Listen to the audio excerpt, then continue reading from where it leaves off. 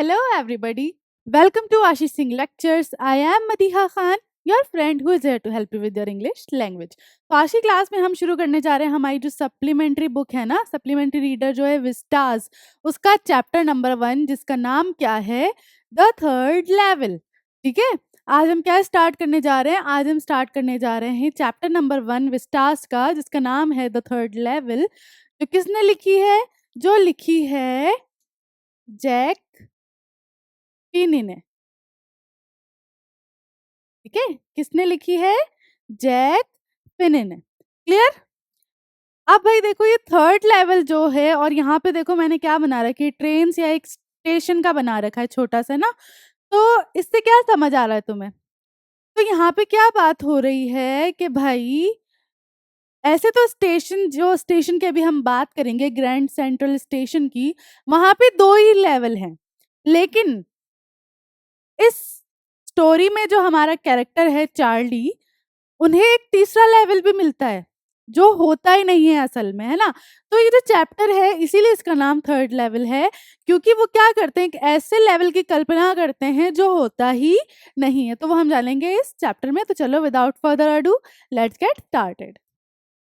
The president of the New York Central and the New York, New Haven and Hartford railroads will swear on a stake of timetables that there are only two. तो यहाँ पे क्या बात हो रही है? यहाँ पे बात हो रही है कि भाई जो प्रेसिडेंट है ना, न्यूयॉर्क सेंट्रल के, न्यूयॉर्क के, न्यू हेवन के या फिर हार्टफोर्ड के, ये सारे जो है ना क्या करेंगे, कसम खाएंगे। किस पे? सारे टाइम टेबल से सारे शेड्यूल रख देंगे मेरे सामने और कसम खाएंगे कि भाई सिर्फ 2 ही लेवल हैं ग्रैंड सेंट्रल स्टेशन में, और लेवल नहीं है इसके आगे। But I say there are 3 because I have been on the third level of the Grand Central Station. देखो यहाँ पे कौन बात कर रहा है? चार्ली बात कर रहा है ना। यहाँ पे जो हमारा कैरेक्टर है, मेन कैरेक्टर इस स्टोरी का, चार्ली, वो ये सारी बातें कर रहा है। तो वो क्या कह रहा है कि नहीं, लेकिन मैं बोल रहा हूँ कि 3 है भाई, क्योंकि मैं तीसरे पर जाकर आया हूँ। Yes, I have taken the obvious step. I talked to a psychiatrist. Psychiatrist कौन होता है? मनोचिकित्सक।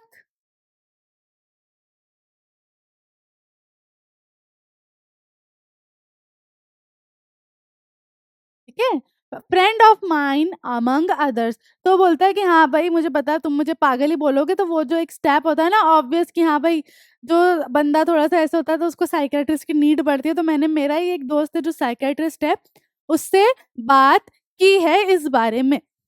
I told him about the third level at Grand Central Station and he said it was walking dream wish fulfillment. He said I was unhappy. है ना, जब वो क्या बोलते हैं कि मैंने जब अपने साइकेट्रिस्ट फ्रेंड को ये बात बताई, थर्ड लेवल के बारे में बात की, तो उन्होंने मुझे बोला कि ये जो है ना, क्या है, तुम्हारी एक इच्छा है जिसकी वजह से तुम कल्पना कर रहे हो चीजें, क्योंकि तुम खुश नहीं हो।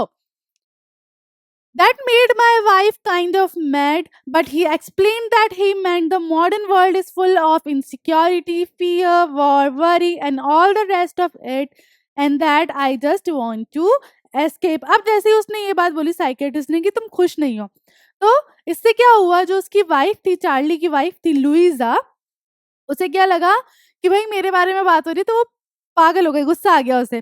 तो जो साइकियाट्रिस्ट होता है वो उसे समझाता है कि नहीं, बात जो है वो असल में ये है कि अभी का जो टाइम है ना, अभी जो टाइम चल रहा है उसमें क्या है, बहुत सारी चीजें हैं जिनको लेके क्या होती है, प्रॉब्लम्स होती हैं हमें। हम इनसिक्योर फील करते हैं, हमें डर लगता है ना, चिंतित होते हैं हम चीजों को लेके। तो उस सब से बाहर निकलने का जो है, चार्ली ने एक माध्यम ढूंढ लिया है वहां से भागने का। Well, who doesn't? Everybody I know wants to escape, but they don't wander down in any third level at Grand Central Station.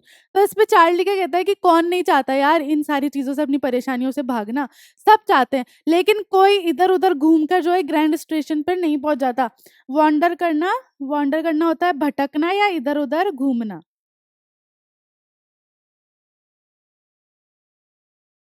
है ना। तो कोई ऐसे भटक कर जो है ना, सभी चाहते हैं लेकिन कोई ऐसे भटक कर जो है अलग ही तीसरे लेवल पर नहीं पहुंच जाता है। समझ आ गई ये चीज? चलो आगे। But that's the reason, he said, and my friends all agreed. Everything points to it, they claimed. है ना? तो अब वो बोलता है कि भाई यही तो बात है। ऐसा ही होता है कि आप कल्पना में अपनी मर्ज़ी से कहीं भी चले जाते हो, आपको अगर भागना होता है किसी चीज़ से। और मेरे बाकी दोस्तों ने भी इस चीज़ पर एग्री किया, हाँ बोला। My stamp collecting for example that's a temporary refugee from reality. Refugee होता है एक तरीके से शरण, है ना? तो अब चार्ली क्या, एक चार्ली की एक हॉबी थी जो थी स्टैम्प कलेक्ट करना, है ना? मतलब जहाँ के भी वो पोस्ट कार्ड पे स्टैम्प्स नहीं आते हैं, वो कलेक्ट करना। और हाँ, सही बात है कि हाँ, वो चीज़ ऐसी थी जिसकी जो मुझे मतलब क्या करती थी, एक रेफ्यूजी देती थी, एक शरण देती थी रियलिटी से अलग हटने की, वहाँ से भागने की। Well, maybe, but my grandfather didn't need any refugee from reality. Things were pretty nice and peaceful in his day. From all I hear, and he started my collection, है ना? तो हो सकता है शायद, लेकिन मेरे ग्रैंडफ़ादर, मेरे दादा को तो ऐसी कोई ज़रूरत नहीं थी। उनके टाइम का, उनके समय में तो सब बहुत अच्छा था, शांत था सब। शांतिपूर्वक उन्होंने अपनी ज़िंदगी बिताई, और मेरा जो कलेक्शन है ये स्टैम्प वाला, ये भी उनकी वजह से ही स्टार्ट हुआ है। It's a nice collection too. Blocks of four of practically every US issue, first day covers and so on. बहुत अच्छा कलेक्शन है मेरे पास स्टैम्प्स का, उसमें सब चीज़ें, उसमें देखो क्या है, four practically every US issue के मेरे पास ब्लॉक्स हैं, उसमें फर्स्ट डे कवर्स हैं और भी बहुत सारी चीज़ें हैं। President Roosevelt collected stamps too, you know. और जो प्रेसिडेंट है, रूजवेल्ट प्रेसिडेंट है हमारे यहाँ के, वो भी स्टैम्प्स कलेक्ट करते हैं। Anyway here's what happened at Grand Central. चलो ये तो बात हो गई, लेकिन जो ग्रैंड सेंट्रल पे हुआ अब उसकी बात करते हैं। One night last summer I work late at the office. एक दिन की बात है ना, गर्मियों की बात है कि मैं जो है काफी देर तक ऑफिस में काम कर रहा था। I was in a hurry to get uptown to my apartment, so I decided to take the subway from Grand Central because it's faster than the bus. अब मैं जल्दी में था, मुझे जल्दी से अपने घर पहुंचना था, तो मैंने जो है ग्रैंड सेंट्रल पे जाकर वहाँ से ट्रेन ली, क्योंकि वो जो है बस से ज़्यादा फ़ास्ट है। Now I don't know why this should have happened to me. अब मुझे नहीं पता कि ये चीज़ मेरे साथ क्यों हुई। I am just an ordinary guy named Charlie, 31 years old, and I was wearing a tan gabardine suit and a straw hat with a fancy band. है ना? अब बोलता है कि मेरे साथ ही ये चीज़ क्यों हुई, मुझे भी नहीं पता। मैं भी एक साधारण सा ही आदमी हूँ, जिसका नाम क्या है, चार्ली, जो कितने साल का है, 31 साल का है, 31 का है, 31 ईयर्स का है। और मैंने एक नॉर्मल सा सूट पहन रखा था, गबार्डिन सूट पहन रखा था, एक हैट लगा रखी थी, और I passed a dozen man who looked just like me. Dozen मतलब, डज़न किसके लिए यूज़ करते हैं? दर्जन मतलब 12। तो वो कहता है कि मैं कम से कम 12 लोगों के आस-पास से निकला होऊँगा जो बिल्कुल मेरे जैसे ही लग रहे थे, तो मैं बिल्कुल साधारण सा ही था। And I wasn't trying to escape from anything, I just wanted to get home to Louisa my wife. वो कहता है मैं कहीं भागना नहीं चाह रहा था, मैं तो बस अपने घर पहुँचना चाह रहा था, अपनी वाइफ के पास, जिसका नाम क्या है, Luiza. I turned into Grand Central from Vanderbilt Avenue and went down the steps to the first level where you take trains like the 20th century. अब देखो यहाँ पे 20th century की बात हो रही है, जहाँ अभी जहाँ पे हमारा जो कैरेक्टर है इस स्टोरी का वो है ना, 20th century.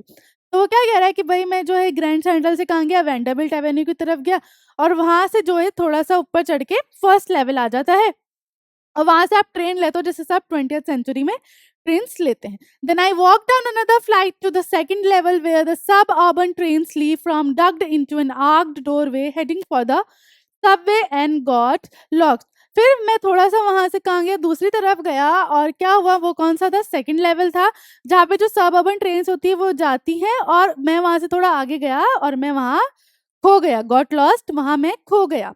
That's easy to do, और ये चीज़ ईज़ी है। I have been in and out of Grand Central hundred of times but I am always bumping into new doorways and stairs and corridors. अब वो बोलता है कि कोई मतलब है ना, ऐसी इसमें कोई अलग बात नहीं थी, मैं हर बार ही खो जाता हूँ। बहुत बार मैंने ऐसा पाया खुद को कि मैं कहीं से निकला, कभी किसी कॉरिडोर में, कभी कहीं मिला हूँ, ऐसा मेरे साथ होता रहता था। Once I got into a tunnel about a mile long. Tunnel क्या होती है? सुरंग।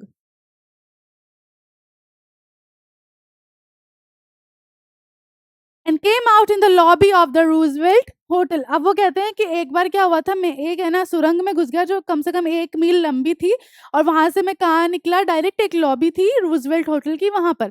Another time I came up in an office building on 46th street 3 blocks away. और दूसरी टाइम तो मैं वहां से कहाँ निकला डायरेक्ट भाई, दूसरी टाइम तो मैं बिल्कुल एक ऑफिस बिल्डिंग की तरफ निकला जो कहाँ थी, 46 स्ट्रीट पे थी, कम से कम 3 ब्लॉक्स दूर, है ना। Sometimes I think Grand Central is growing like a tree, pushing out new corridors and staircases like roots. कभी कभी तो मुझे ये जो ग्रैंड सेंट्रल स्टेशन है ऐसा लगता है कि कोई ट्री है जिसकी जो रूट्स है ना वो अलग अलग कॉरिडोर्स अलग अलग तरफ निकल रही हैं.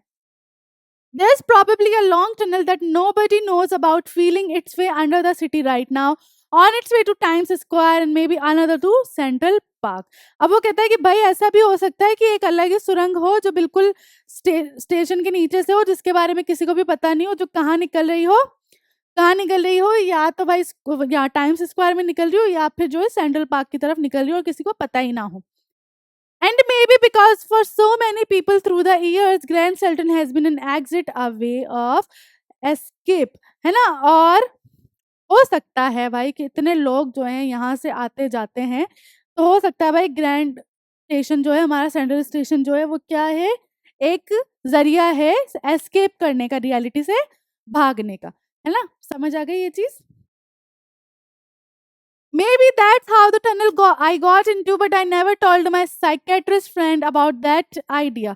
और ऐसा ही हो सकता है कि भाई मैं भी ऐसे ही वो सुरंग में घुस गया और ये चीज मैंने, ये जो मेरे दिमाग में जो आइडिया चल रहा था, ये मैंने मेरे मनोचिकित्सक फ्रेंड को नहीं बताया. The corridor I was in began angling left and slanting downward, and I thought that I was wrong, but I kept on walking. अब वो कहते हैं जो कॉरिडोर था जहां से मैं आगे जा रहा था वो लेफ्ट की तरफ जा रहा था, लेफ्ट की तरफ जाके स्लांट होना ढलान आई और मैं वहां जाता ही जा रहा था, मुझे लग भी रहा था कि हाँ मैं कहीं गलत जा रहा हूँ, बट मैं चलता ही गया. All I could hear was the empty sound of my own footsteps and I didn't pass a soul. है ना. अब वो कहते हैं कि भाई जो साउंड मुझे वहां सुनाई दे रहा था वो सिर्फ मेरे ही जूतों से आ रहा था, मतलब मेरे ही चलने से आ रहा था, और वहां मुझे कोई भी दूसरा जो है क्या नहीं दिखा, कोई भी दूसरा आदमी नहीं दिखा. Then I heard that sort of hollow roar ahead, that means open space and people talking.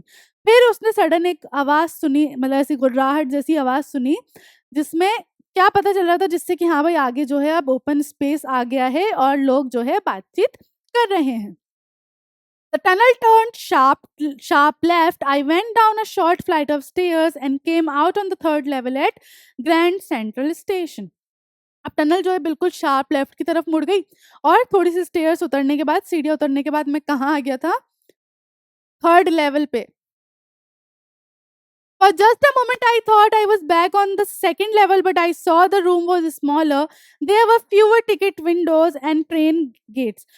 एक सेकंड के लिए मुझे ऐसा लगा कि मैं जो है वापस जो है 2nd लेवल पे आ गया हूँ, लेकिन वहाँ का जो रूम था 3rd लेवल का वो छोटा था, टिकट विंडोज भी कम थी और जो गेट्स थे ट्रेन के लिए वो भी कम थे. And the information booth in the centre was would and old looking. और जो इंफॉर्मेशन बूथ होता है ना जहाँ पे सारी इंफॉर्मेशन होती है चीजों की, वो जो था वो भी कैसा था, लकड़ी का था और पुराना सा लग रहा था. And the man in the booth wore a green eye shade and long black sleeve protectors. The lights were dim and sort of flickering. Then I saw why they were open flame gas lights. ठीक है. और जो वहाँ आदमी था उसने भी कैसे पहन रखे थे, ग्रीन कलर के आई शर्ट्स पहन रखे थे और ब्लैक कलर का प्रोटेक्टर पहन रखा था.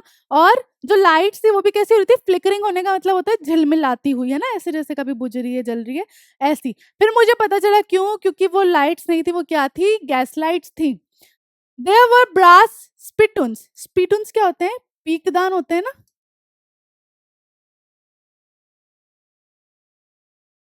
On the floor and across the station, a glint of light caught my eye. A man was pulling a gold watch from his vest pocket. है ना. अब क्या उसने देखा कि भाई वहां पे जो है पीकदान है ब्रास के फ्लोर पे, और एक लाइट आई, बिल्कुल चमक आई मेरी आंखों में और मैंने देखा तो भाई एक आदमी जो है अपने वेस्ट होता है जैसे अपना कोट वगैरह होता है ना, उसमें से क्या निकाल रहा है, एक gold watch. He snapped open the cover, glanced at it watch and frowned. है ना. उसने अपनी वॉच ओपन, पता ना तुम ऐसे पुराने टाइम में होती थी वो वाली वॉच गोल वाली, और उसमें चेन लगी हुई होती थी, वो हम ऐसे निकाल के और उसे ऐसे खोला जाता था टाइम देखने के लिए। तो वही हुआ, उसने उसे खोल के देखा और एकदम क्या हुआ, उसकी आईब्रोज ऐसी हो गई, मतलब या तो वो लेट हो गया था इस तरीके से। He wore a derby hat, a black 4 button suit with tiny lapels and he had a big black handlebar moustache. ठीक है, अब उसने एक डर्बी हैट पहन रखी थी, एक 4 बटन का सूट पहन रखा था, टाइनी लेपल्स, लेपल्स होते हैं ऐसे फोल्डिंग, फोल्ड्स होते हैं ऐसे ना कोट पे, वो चीज होती है, और 4 बटन का उसका कोट था। और और क्या था उसके पास साथ में, ही had a big black handle bar Mushtaq, और उसकी कैसी मूछें थी, बहुत ऐसी, मतलब बड़ी वाली मूछें नहीं थी, पुराने टाइम वाले लोगों की नहीं देखे ऐसी ऐसी मूछें होती हैं, वैसी उसकी मूछ थी। Then I looked around and saw that everyone in the station was dressed like 1890s something, है ना? तो अब जब उसने हर तरफ देखा तो उसने क्या पाया कि भाई सब लोग कैसे ड्रेस्ड हैं, जैसे कि भाई 80s या 90s के टाइम के लोग हैं, है ना? अभी उसके हिसाब से तो 20th सेंचुरी है ना? चार्ली के हिसाब से जहाँ पे वो है एट प्रेजेंट वो 20th सेंचुरी है।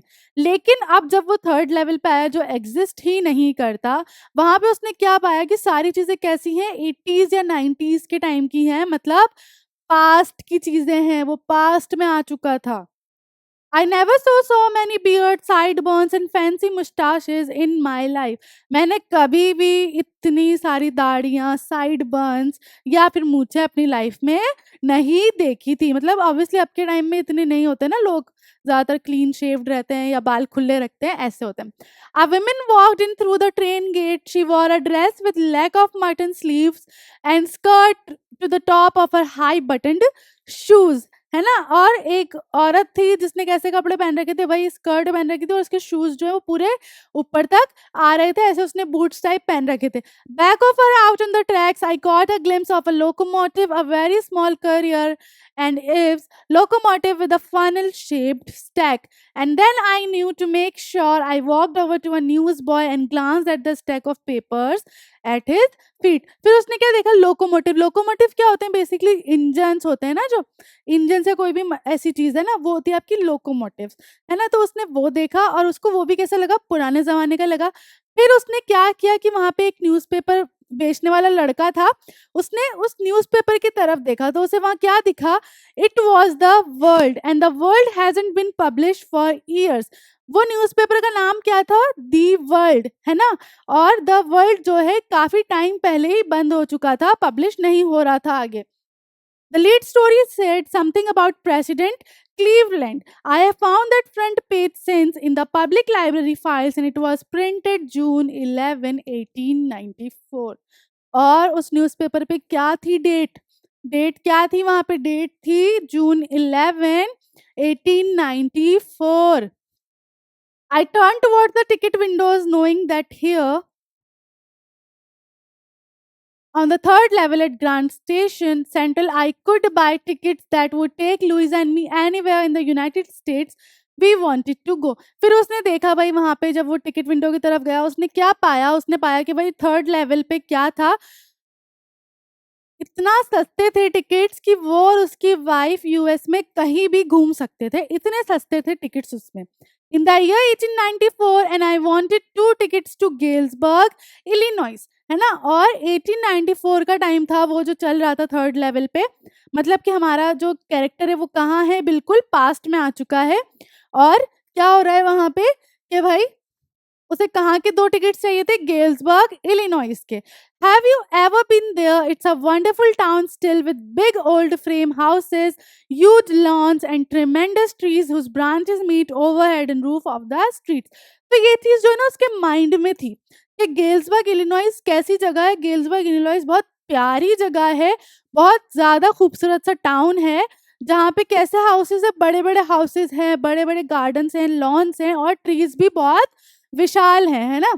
And in 1894, summer evenings were twice as long and people sat out on their lawns, the men smoking cigars and talking quietly. और 1894 में जो गर्मियों के दिन हैं वो भी काफ़ी लंबे हुआ करते थे, लोग अपने घर के बाहर आकर अपने लॉन्स में बैठे होते थे और कुछ लोग जो है अपनी सिगार स्मोक कर रहे होते और चुपचाप बातें कर रहे होते।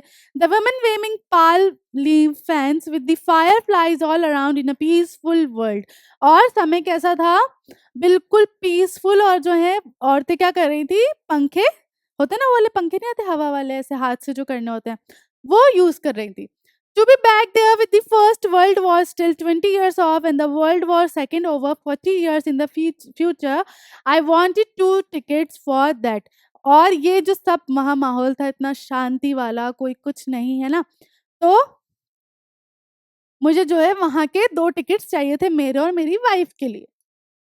The clerk figured the fare. He glanced at my fancy headband, but he figured the fare and hired enough for 2 coach tickets one way, है ना? तो अब जो क्लर्क था, जो वहाँ पे जो ऑफिसर बैठा होगा, उसने जो है अमाउंट मुझे बताया, और वो अमाउंट कितना था, इतना था कि मैं जो है 2 कोच के टिकट्स ले सकता था एक तरफ के। But when I counted out the money and looked up the clerk was staring at me, लेकिन जब मैंने काउंट करके उसे पैसे देना चाहे, तो वो जो क्लर्क था वो मेरी तरफ घूर कर देखने लगा। He nodded at the bills, that ain't money mister, he said, and if you are trying to skin me you won't get very far, है ना? और उसने बिल्स की तरफ देखकर बोला कि भाई जो तुम पैसे मुझे दे रहे हो ना, ये पैसे नहीं, ऑब्वियसली अभी के पैसे और उस टाइम के पैसों में डिफरेंस होगा, राइट? तो उसके हिसाब से अभी के पैसे जो है वो पैसे नहीं थे, और वो कहता अगर तुम मुझे जो है चूना लगा के जाना चाहते हो तो तुम बहुत दूर नहीं जा पाओगे, बच के नहीं भाग पाओगे। And he glanced at the crash drawer besides him. Of course the money was old style bills, half again as big as the money we use nowadays and different looking. तो कहता हाँ सही बात है कि भाई वो जो बिल्स थे, वो जो पैसे थे, वो कैसे थे, ओल्ड स्टाइल थे, जो अभी के पैसों से कैसे थे, छोटे थे, हाफ थे, है ना, हाफ साइज में थे और डिफरेंट थे। I turned away and got out fast, there is nothing nice about jail even in 1894। और उसने क्या किया, वो वहां से जल्दी से भागा, क्योंकि भाई जेल कहीं की भी हो, कुछ अच्छा नहीं है जेल के बारे में। And that was that, I left the same way I came I suppose. और वो बात वहीं ख़त्म हो गई, और मैं जो है जहाँ से आया था वहीं से वापस चले गया, मेरे हिसाब से तो यही हुआ होगा। Next day during lunch hour I drew $300 out of the bank, nearly all we had, and bought old style currency that really worried my psychiatrist friend, है ना? फिर क्या हुआ कि जब नेक्स्ट डे लंच टाइम हुआ, ऑफिस में lunch time हुआ, तो उसने क्या किया, उसके बैंक में जितने भी पैसे थे ऑलमोस्ट 300 थे, है ना, $300 थे, वो सारे पैसे निकाल के क्या किया, उसको बदलवा लिया पुरानी करेंसी में। और ये चीज़ जो है मेरे साइकियाट्रिस्ट को जब मैंने बताई तो वो बहुत चिंतित हो गया। You can buy old money at almost any coin dealers but you have to pay a premium, है ना? तुम किसी से भी पुराने पैसे ले सकते हो, मतलब एक्सचेंज कर सकते हो, लेकिन तुम्हें उसके लिए जो है पैसा लगाना पड़ेगा। माई $300 bought less than 200 in old style bills, but I didn't care. Eggs were 13 cents a dozen in 1894। तो मेरे जो $300 थे उससे मुझे कितने मिले, उससे मुझे ऑलमोस्ट या 200 से भी कम, है ना, $200 से भी कम का अमाउंट मिला पुराने ज़माने के पैसों का, है ना? बट मुझे उसकी फ़िक्र नहीं है, क्योंकि उस टाइम में भाई सब कुछ बहुत सस्ता था, इवन 1 दर्जन अंडे भी 13 सेंट के आ जाते थे, ठीक है?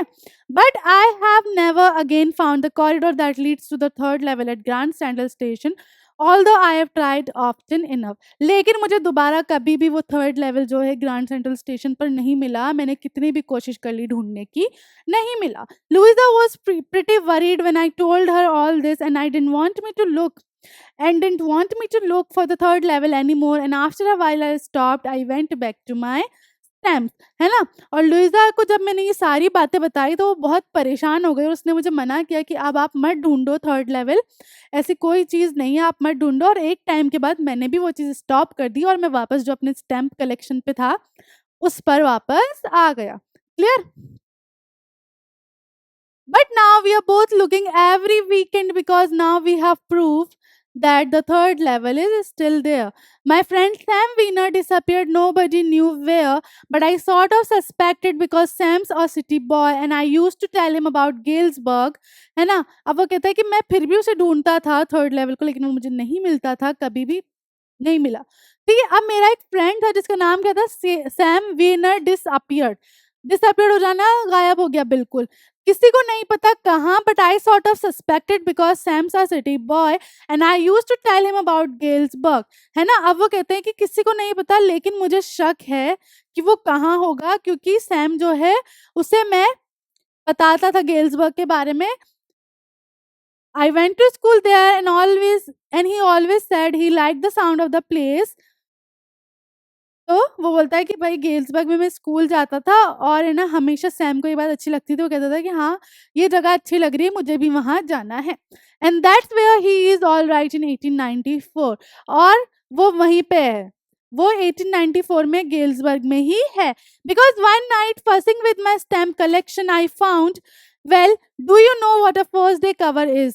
है ना? अब वो क्या बोलता है कि भई एक रात को जो है मैं जब अपने स्टैम्प्स के साथ इधर-उधर कर रहा था उनके साथ मतलब उसमें ढूँढ रहा था कुछ, तो तुम्हें पता है एक क्या होता है?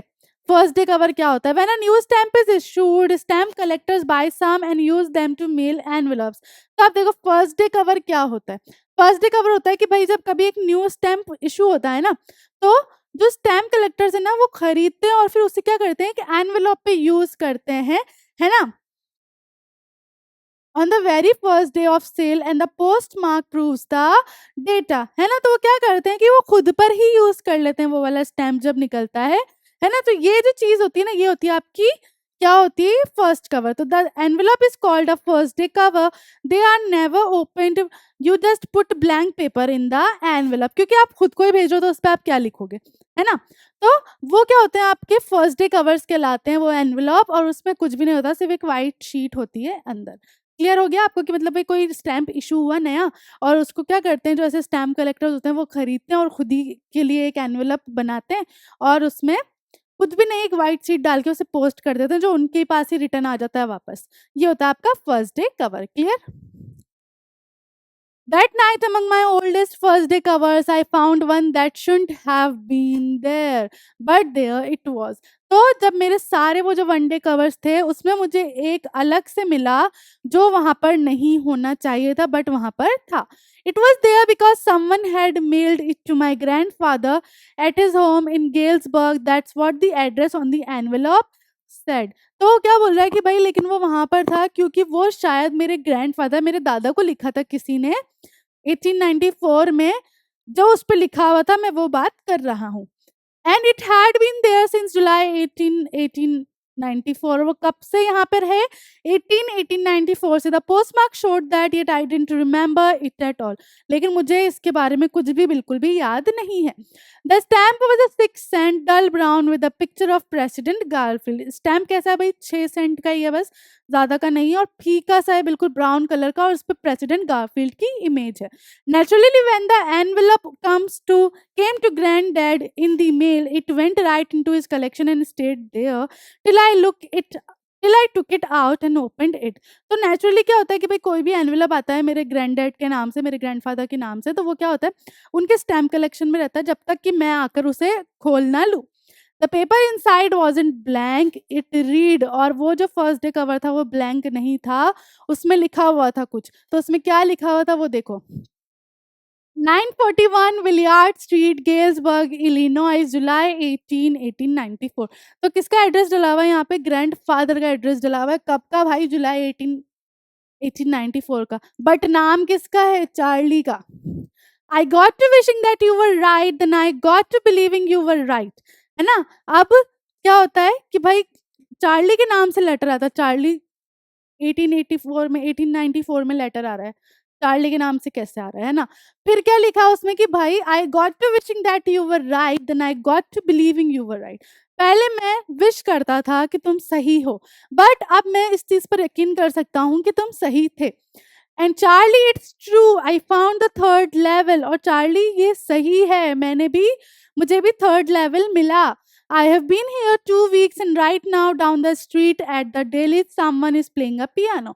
अब वो कहते हैं कि मेरे को यहाँ पे 2 वीक्स हो गए, 2 हफ्ते हो गए आए हुए, और यहाँ पे क्या हो रहा है स्ट्रीट में, डेली एक स्ट्रीट है वहाँ पे क्या हो रहा है, कोई पियानो बजा रहा है। And they are all out on the front porch singing seeing Nellie home, और सब जो है अपने घरों के बाहर हैं और ये वाला सॉन्ग गा रहे हैं। And I am invited over for lemonade, और लेमनेड शिकंजी होती है ना जो हमारी नींबू पानी, वो, और मुझे जो है नींबू पानी पीने के लिए इनवाइट किया गया है। Come on back Charlie and Luisa, keep looking till you find the third level, it's worth it believe me.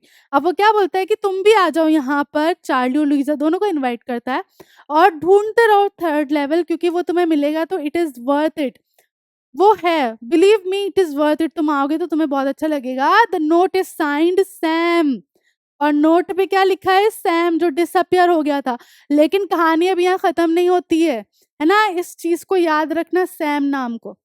ठीक है, सैम किसके कौन है जो डिसअपियर हो गया और कहाँ है अब 1894 में, जहाँ से वो लेटर लिख रहा है कि भाई चार्ली और लुइजा तुम जो है थर्ड लेवल को ढूंढना बंद मत करो, है ना? ये चीज यहाँ ध्यान रखना। आप देखो आगे क्या हुआ। At the stamp and coin store I go to, I found out that Sam bought $800 worth of old style currency. है ना? अब क्या होता है कि भाई जब वो जहाँ पे उसने पहले करेंसी चेंज कराई थी वो वहाँ जाता है तो उसे वहाँ से क्या पता चलता है कि भाई जो सैम है जो खो गया है, डिसअपियर हो गया, गायब हो गया है, उसने $800 की करेंसी चेंज कराई थी ओल्ड स्टाइल करेंसी में। That ought to set him up in a nice little hay feed and grain business। और ये इतना अमाउंट था कि आराम से उसको जो है वो चारा ला सकता था, आराम से वो अपना एक बिज़नेस जो है ग्रेन्स का शुरू कर सकता था। He always said that's what he really wished he could do and he certainly can't go back to his old business। और वो हमेशा इसी के बारे में बात करते थे कि अगर वो काश ऐसा कर पाता कि वो पीछे जा पाता तो वो यही वाला बिज़नेस करता। Not in Galesburg, Illinois in 1894। Galesburg Illinois में नहीं, 1894 में नहीं। His old business, why? Sam was my psychiatrist. Sam कौन था? सैम वही दोस्त था जो उसका कौन था? मनोचिकित्सक था। समझ आया तुम्हें? यहाँ पे ये सब कल्पना थी उसकी, किसकी? चार्ली की कल्पना थी ये सारी बातें। क्योंकि ऑब्वियसली मॉडर्न डे में जो भी चीज़ें इनसिक्योरिटी और चीज़, उससे देखो क्या होता था, वो पहले वहाँ से भागने के लिए वो स्टैम्प कलेक्ट करता था। बट उसने स्टैम्प कलेक्ट करना छोड़ दिए थे जब उसको ये थर्ड लेवल वाला नया मिल गई थी कल्पना, है ना? तो उसने क्या किया, वो अपने साइकियाट्रिस्ट को ही क्या कर देता है, गायब कर देता है। और वो जो लेटर है ना, वो भी इमेजिनेट इमेजिनेशन है उसकी, बस इमेजिनरी लेटर है वो। आई चीज़ समझ में यहाँ पे? ठीक है? तो इसी के साथ हमारी जो स्टोरी है वो यहाँ पे खत्म होती है। ठीक है, अभी इसके क्वेश्चन एंड आंसर्स बाकी हैं, इसके वर्ड मीनिंग्स बाकी हैं, वो करेंगे हम नेक्स्ट क्लास में। तब तक के लिए this is Madiha Khan signing off right now. Bye bye, have a nice day.